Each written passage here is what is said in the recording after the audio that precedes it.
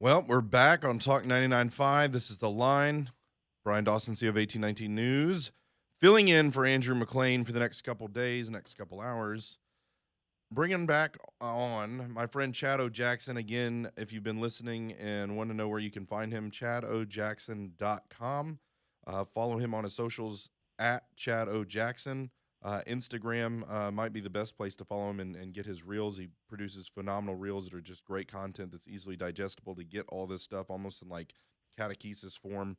Really good stuff. And so got Chad back, and you had mentioned, kind of just to catch everybody up if they weren't here before the break, um, kind of the deleterious effects of civil rights. Like we're made to believe that civil rights was huge, and I think the people who labored and fought for civil rights thought they were actually doing something good. There was a lot of really good Christian people who were led to believe that this was going to make tremendous benefits for future generations of blacks in Alabama and America. But they were led astray. And I know, at least from my vantage point, this is a super unpopular thing to say. I live right outside of Montgomery, and oftentimes there's so many shootings and so many killings in Montgomery that there's not enough plasma. So if you were to get in a car accident in Montgomery, there might not be enough plasma for you because people that are gang fighting are so shot up that they're having to use this plasma to save these people who are, killing each other. And just crime, violent crime, all this stuff. And that seems to be, to me, in abject poverty across the board. The that to me is what I think of when I think about the civil rights, and it's not. And it's the to me it's the biblical principle of if you don't work you don't eat, and Hmm. Martin Luther King Jr. used the government as a cudgel to get things that the black community was already headed for with hard work and responsibility and Christian principles. And he tried to basically supercharge it with the use of the government and ended up kind of removing that principle. If you don't work, you don't eat. And now we have what you have. What are your thoughts on that, Chad?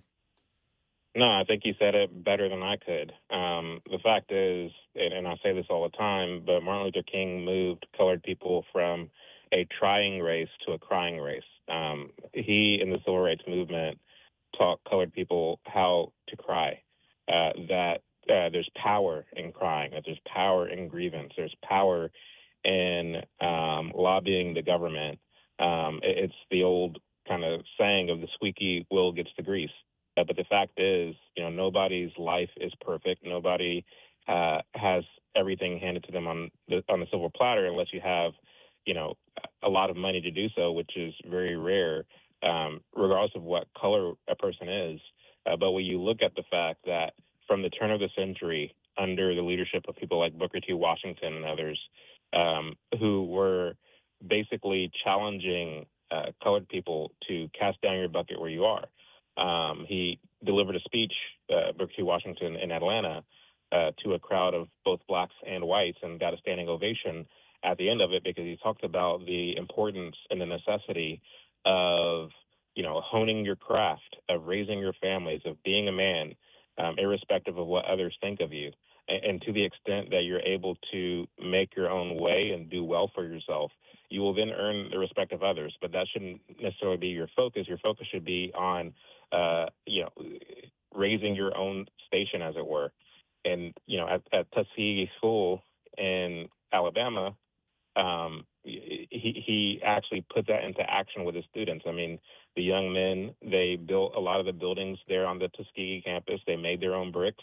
They did their own thing. And so, but to the extent that they were able to take those bricks to market, guess what? They had both black and white customers. And so they were able to, through the free market enterprise system, kind of earn their way, much the same as other immigrants are able to do. Whenever they come, they put hand to plow. They keep their focus intact. They are able to kind of be embedded into the American family, as it were. And this was happening well before the height of the civil rights movement. And Yeah. so, when you look at all of these things, what King would then come and do is he would give a list of grievances to colored people. He would talk about how we're not treated fairly, how we're second class citizens, and all the things. and you look at Roy Wilkins and all of his other counterparts, they were saying the same thing. They were singing this to the same tune, and this instilled a sense of bitterness in the masses of colored people. When you look at somebody like a Nikki Giovanni, for example, she would come of age kind of at the tail end of Martin Luther King's ascension. Popular Black poet, and she said she died in the early 2000s that Black people have historically been entrepreneurial, historically have been very in terms of elevating their station. She said, generation, speaking of the young baby boomers, we weren't business people. We were activists. We were civil rights people is the words that she used. So we departed from our fathers and grandfathers in terms of making our own way, picket signs, and took to the streets. And so you that would take place. And so to the point that I was for the break, you see this change happen, this kind of transformation happen that was not for the best. It was actually for the worst, because the way I look at it in two, it changed Black Americans so far that there was this kind of spirit of entitlement that took hold. At the same time, the spirit of victimhood. So my entitlement is predicated on the fact that I'm a victim. I'm historically a victim. I'm downtrodden. There's things that happened to me in the past, and because of that, the red carpet should be laid out for me, as it were. And so there's this kind of smug disposition and this kind of entitlement that took place. For white Americans, something else happened. There's this kind of mass not victimhood, but guilt that took place, where no longer do white people think it's necessary to preserve and conserve America, but rather to change America to make accommodations for those who are claiming that they are aggrieved. So, of the neutralization on the parts of whites and that entitlement on the parts of Blacks and other so-called marginalized people, you have then the cocktail or the ingredient to radically change America state from a more based society that it used to be. Man, I love the breakdown of that. That's fantastic. One thing I want to get into, and again, don't know how long you can stay, but one of the strategies that was used to push civil rights, and we're seeing it to the day till today, you said rather than being business owners and entrepreneurs and farmers and people who worked, they turned into professional agitators. And we see that professional agitation going on today. A concept you speak of often is the agitation and propaganda, also called agitprop. Talk a little bit about that, and we'll be up against a break here in like a couple minutes, and then if we can come back and just finish with agitprop. Yeah. So agitprop is shorthand for agitation and propaganda. So you have two things going on at the same time. Agitation is the active part of the word, where you deliberately do things. You use deception. You use moments and movements to create issues and to create crisis. When you look at the civil rights movement, they did this through what they called nonviolent direct action, where they wouldn't pull permits and then they would show up in masses to march and take over a street. Now, that's the agitation. Naturally, that draws the ire of the police and of the local citizens, because, like, what are you doing marching unexpectedly when people are trying to get to work? There's safety hazards and things of this nature involved when you just show up unannounced and do a large march without pulling the necessary permits and going through the proper channels. That's the agitation piece. To the extent that the police then come and break up the parade, break up the march, that's when the propaganda wheels begin to turn. Because what the press would then do is say, oh, look, they are breaking up this march because they're racist. These are people who are just trying to march for their rights. No, they're not breaking up the march because of the fact that they're racist. They're bringing up the march because it's an illegal march. Yes, we are a country of free speech. Yes, we do have those rights to do that and to demonstrate. However, we are also a country of law and order, and are supposed to be a civilized people, which means that you do things the proper way.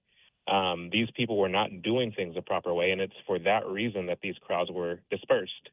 But the propaganda sends a different narrative, sends a different message, and all this does is elevate people's concern, elevate people's, pearl clutching, and say, "Oh, how dare the police, try to stand in the way of Negroes just trying to get their rights." So agitation and propaganda shows up in various ways uh, for various issues, be they race, be they, homosexuality, feminism, for a whole bevy of different things. But Martin Luther King was able to master it. Man, we are up against another break, and we'll come back if Chad can join us till the bottom of the hour. And I want to talk about the SPLC when we come back. If you're enjoying this, chadojackson.com. Again, on socials, it's at Chad O. Jackson. Follow him, Instagram, Twitter, wherever else you may find him, YouTube. And we will be back after this break. This is The Line. I'm Brian Dawson, filling in for Andrew McLean on Talk 99.5.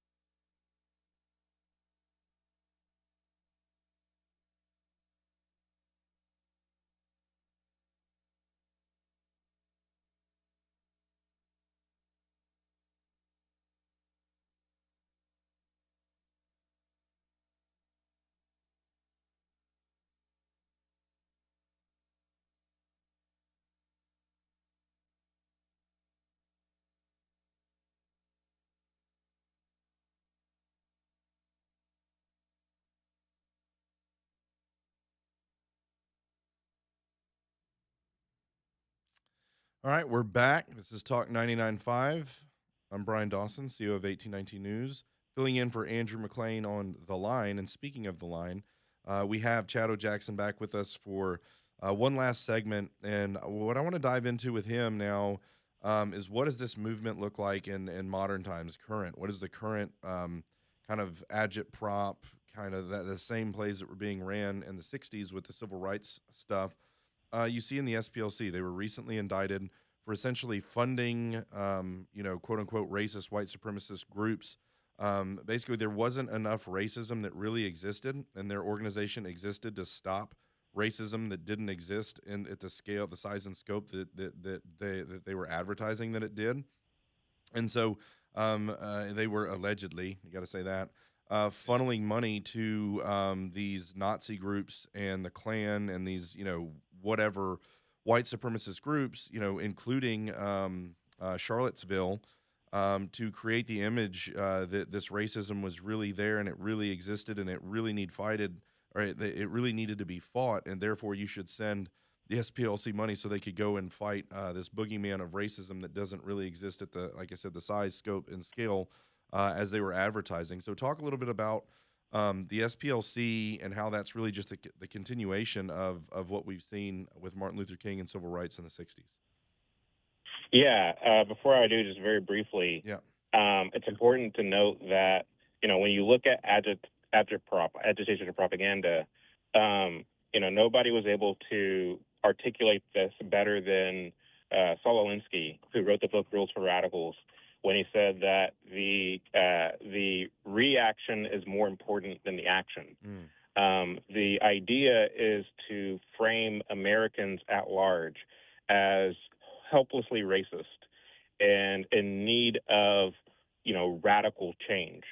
And you can do that in a very small way by creating a moment, creating an event, and to the extent that somebody reacts irrationally, if that person is like a white man who aligns himself with conservative ideology, then the press will then plaster that man's face all over the newspaper, talk about him in the news, so on and so forth, to basically use him as a poster child for everything that is wrong with America, even though Americans, by and large, are not racist. Americans, by and large, don't have hatred for, colored people or anything of that nature.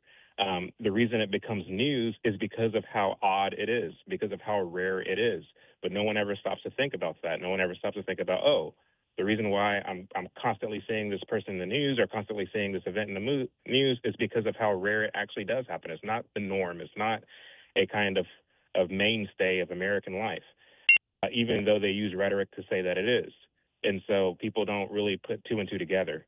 So that, setting that aside, when you look at organizations like the SPLC, you say allegedly, I genuinely believe that this is exactly what they're doing, is they want to create those moments. And this is why they pay, they call them informants, but really what it is they're paying people to antagonize. They're paying people to create these racist moments or to entice these organizations to create these moments so as to have fodder to push their agenda forward.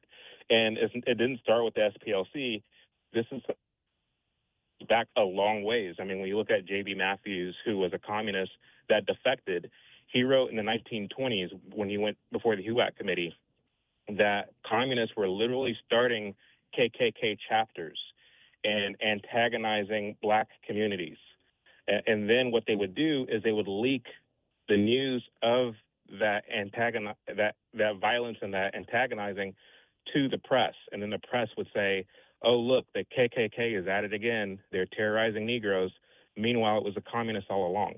And so this is something that has gone on for a very long time in this country, because the fact is, when you live in a constitutional republic, unlike a dictatorship or a monarchy where a king or a dictator can move unilaterally, in a constitutional republic, that system relies on the consent of the people. And so public opinion plays a very important role.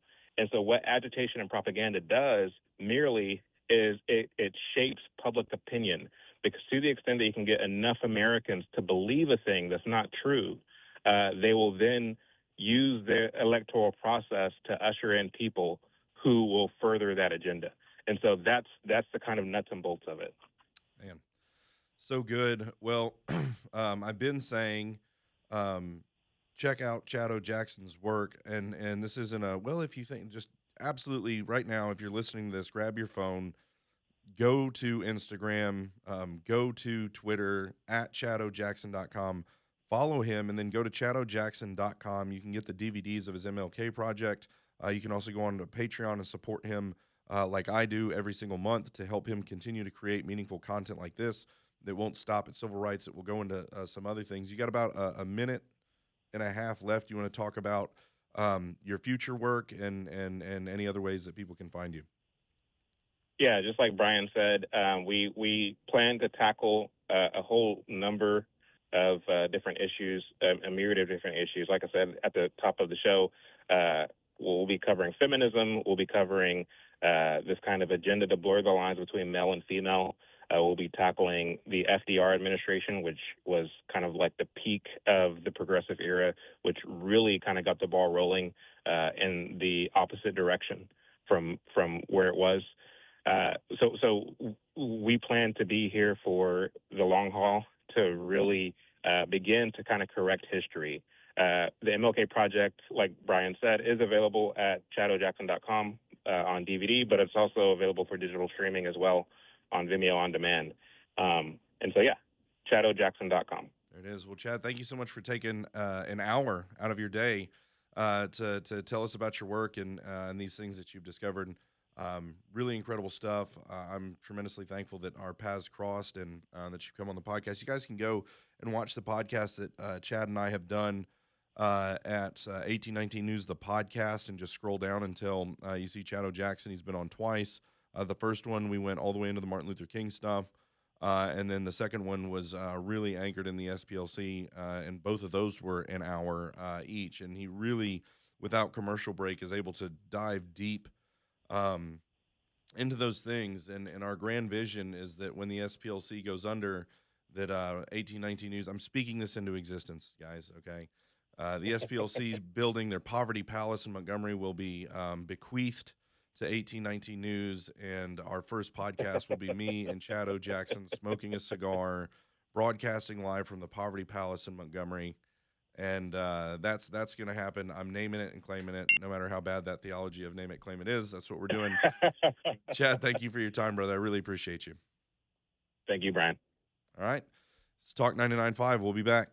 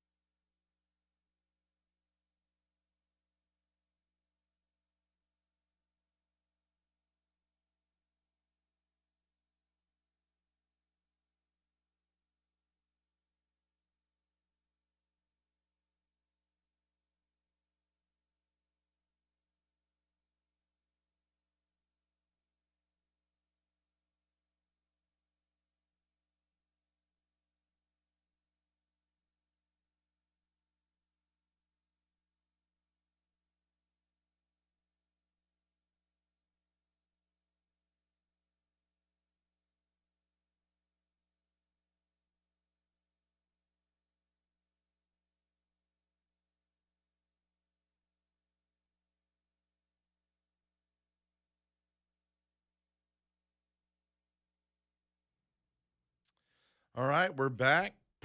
This is The Line on Talk 99.5. I'm Brian Dawson, I'm the CEO of 1819 News. And coming up now, I'm going to be bringing in our chairman at 1819 News, which is, it's a big deal.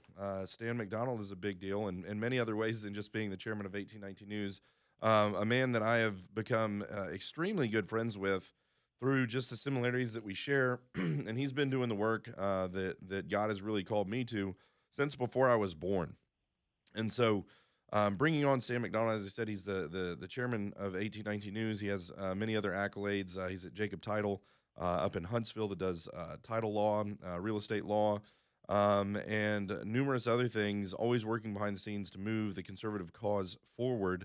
And as I said, he's been doing it since before I was born. And so what we wanted to do today is bring Stan on and just to give us a blast from the past. As we sit and look at Alabama politics today, how was it shaped? How was it influenced?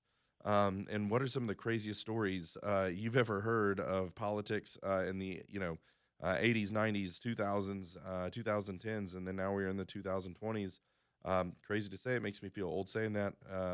Wonder how old Stan feels. So Stan McDonald, thank you for taking the time to join us. Thank you, Brian. I was inspired today on my subject matter would be, partly by you and partly by Coach Tuberville. I saw where Coach Tuberville yesterday was, from a Fox News interview, was upset that people keep referring to Mondami and his colleagues who had a big election day in New York as socialists. He said these are not socialists. These are communists who want to take over our country. Yep. And then I saw you on some kind of YouTube thing, I guess, this morning, and of which you said that all that stands between them and victory and our total demise and collapse of our system in America is the church. The communist authors is inextricably tied to communism. I think it was one of the leaders, Khrushchev, said that it was Lenin, said that capitalism and Christianity and the atheism are that funeral dirge will be held over one or the other. And what I want to talk about today was, number one, how true that is. I do want to relate it to our history.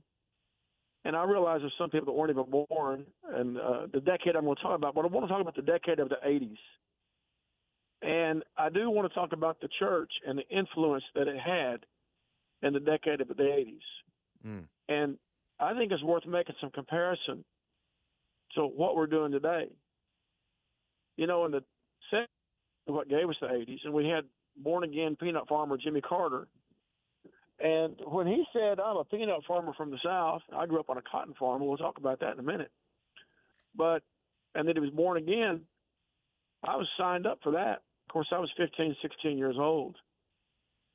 And so we were fed the idea, the notion that Jimmy Carter brand of politics was what Christianity meant. Well, you had some people step up to the plate when that happened.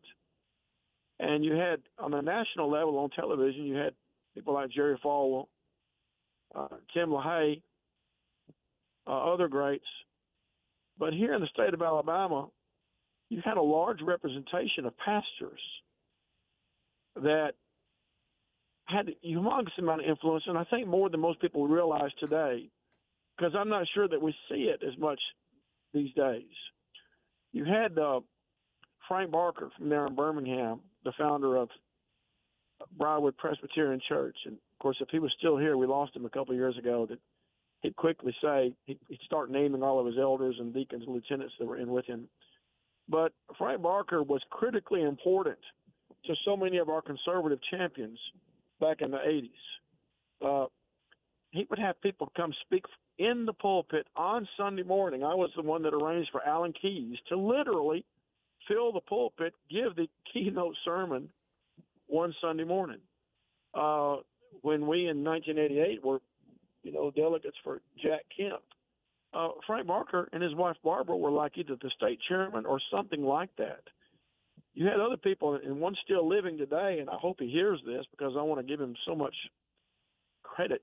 But I met John Killian, Pastor John Killian, for the first time in the '86 campaign, in the run-up to the Great Guy Hunt election.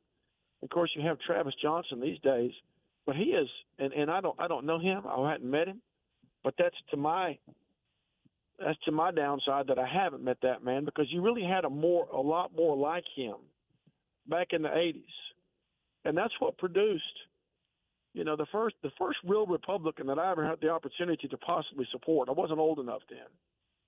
Was this guy named Jeremiah Denton, and when people told me how awesome he was, I assumed he had to be a Democrat, because only Democrats had the chance of being elected.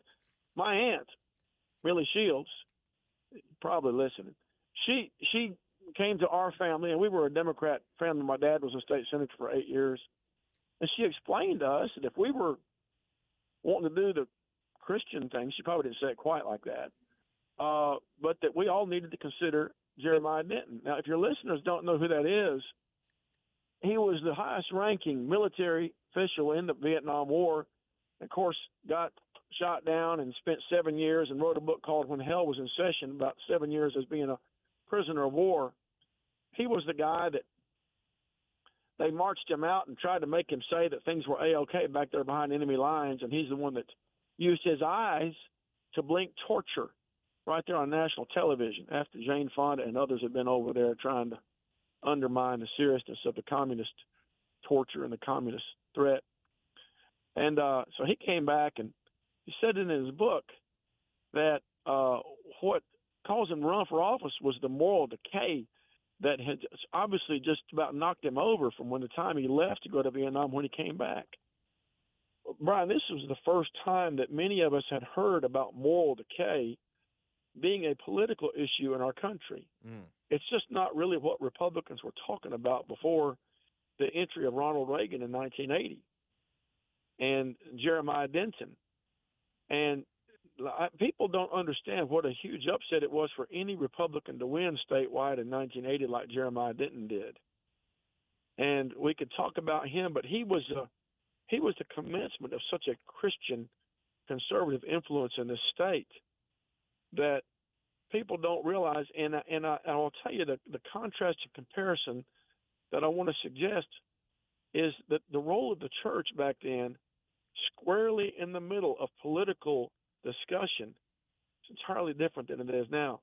Now, back in the 70s, before Falwell, Frank Barker, people like that came along, and my dad was in the legislature.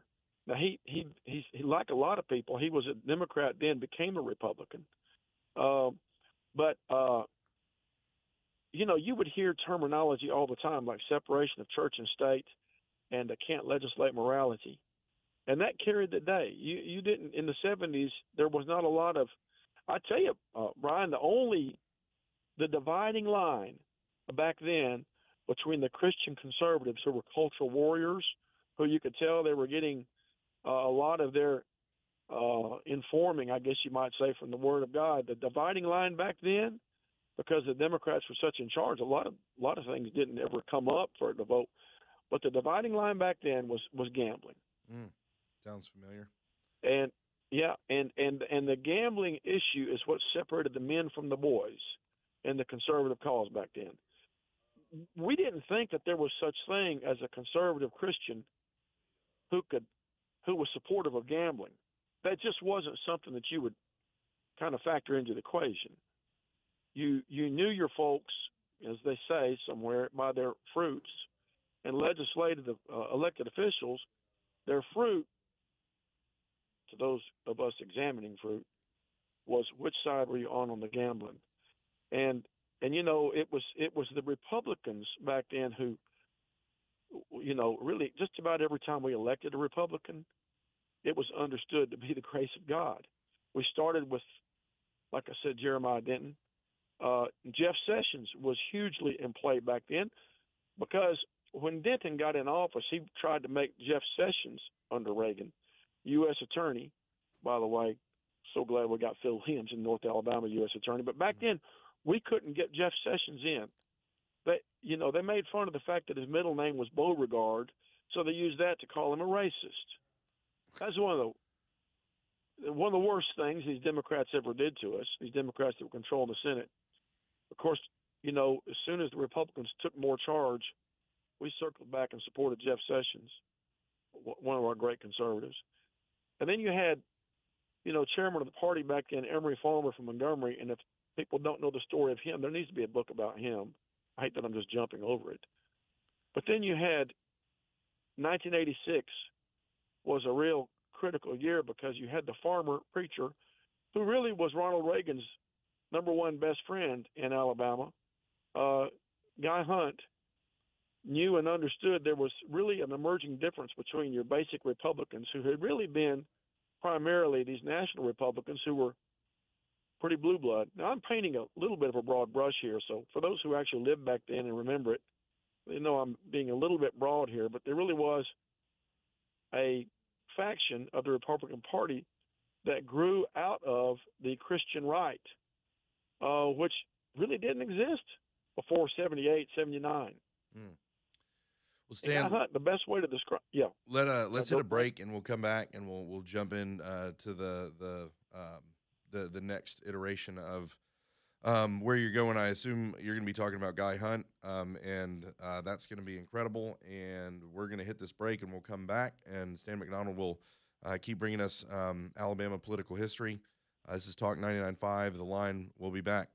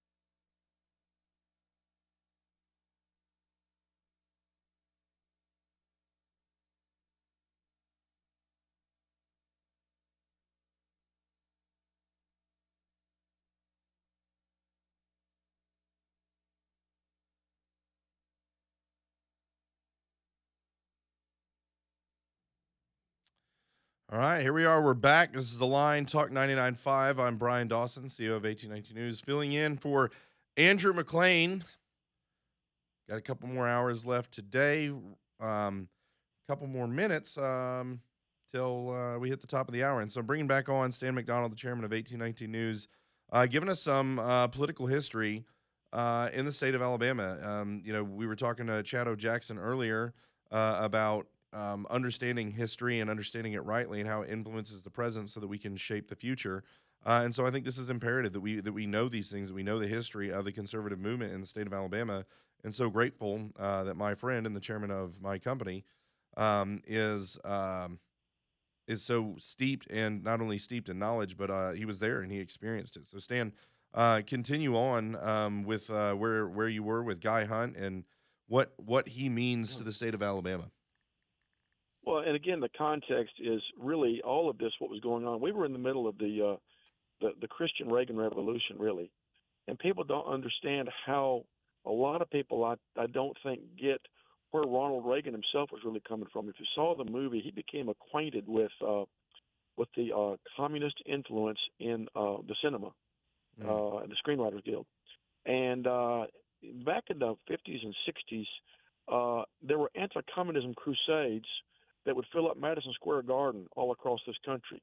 Reagan was highly ideological, and his origins were anti-communist, which were in fact Christian and biblical as well.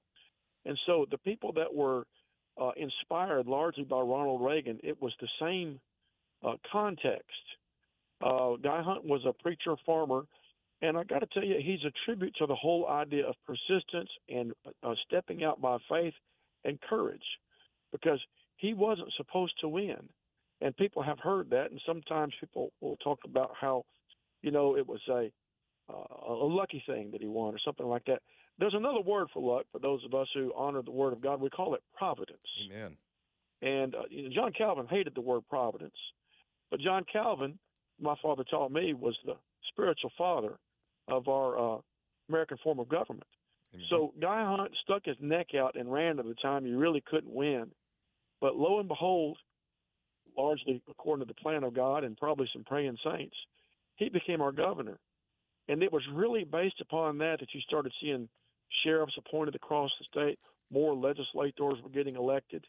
As I said earlier, and I mentioned to some friends today, I mean, a lot of these names from, and I know I'm on the Birmingham channel today, so I'll mainly mention Birmingham, but a guy named Greg Beers, he was a Christian coalition-backed guy that, remember the day he got elected, we were like, oh my gosh, there's a guy who really lives and believes and breathes the Word of God in its context in the public square. And, so him and just we had many others there from Birmingham. Not all of them were as much inspired, but you had Mark Gaines. His father, Stuart Gaines, was the very first chapter president, and probably, well, for a long, long time, Stuart Gaines, of the moral majority there in Birmingham. So I'm sure he inspired Mark greatly, and Mark, of course, had a lot of colleagues there in Jefferson and Shelby County. And they began to make a difference.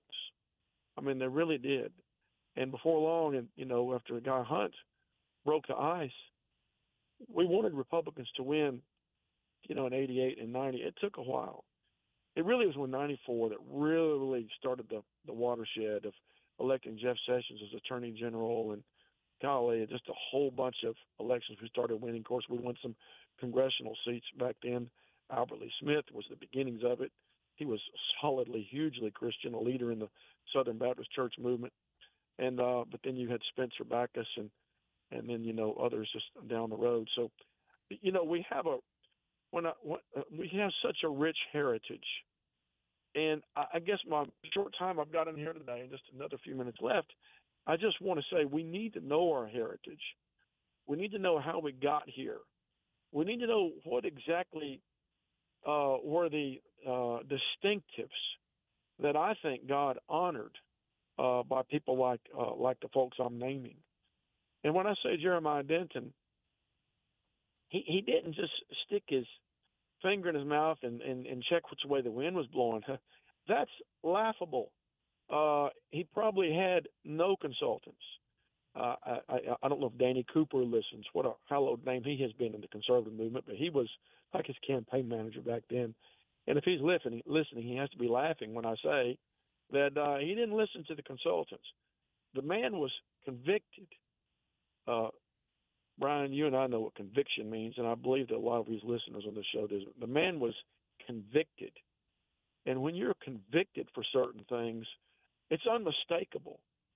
And people like him and and Emery Farmer, Guy Hunt, Jeff Sessions, so many of these folks, they were convicted, Brian.